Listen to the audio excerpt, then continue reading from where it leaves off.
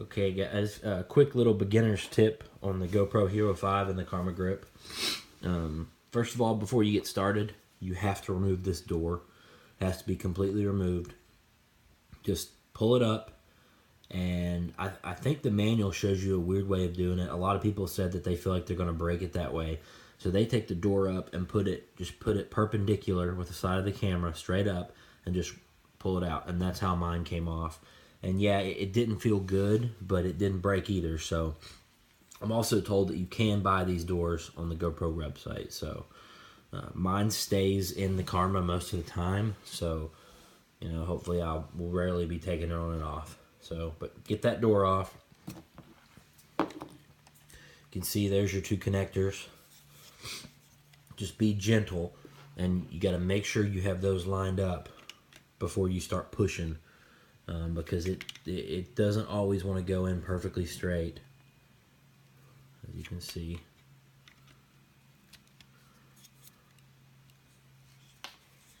Okay, and then you can see it's in there because it's against the mount. Then you flip this down. Boom, that's your quick release latch. Okay, it's going to hang down like that until it's powered on. Another thing, don't power this grip on without the GoPro in it, because it can't read. It doesn't know what it's reading.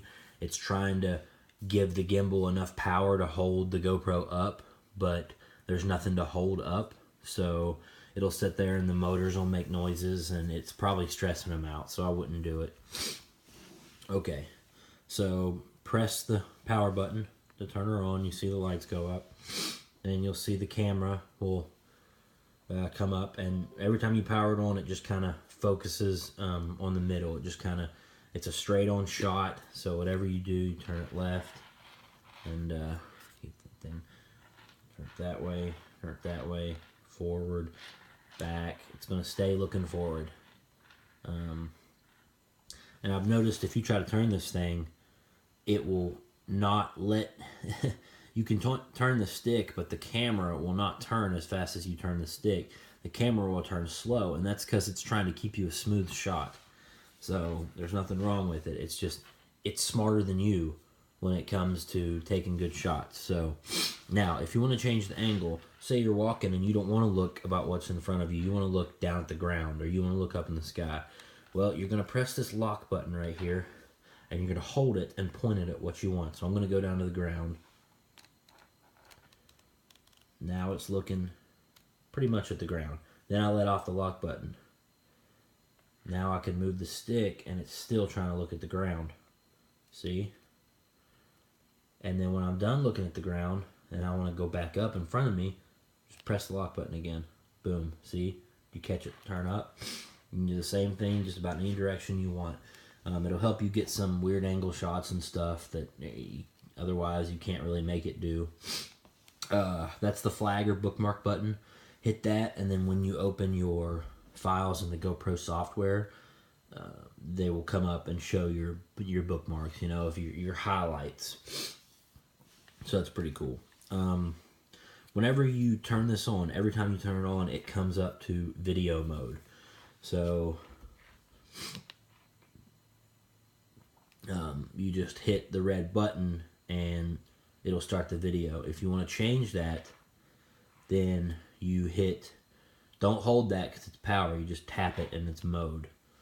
I'll show you. Okay, hopefully you can see this, but I'm tapping it.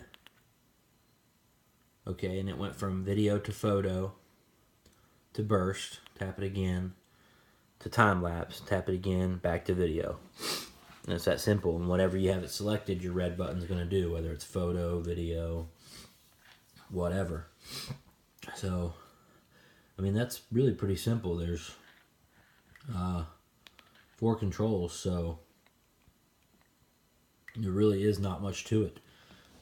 This is your mount for, you know, you can mount this thing to any GoPro mount.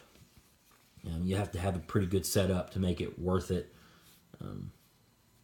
But it's pretty cool nonetheless. I've liked mine so far. It's rugged. This battery in the remote and the grip charges your camera the whole time, which is super cool.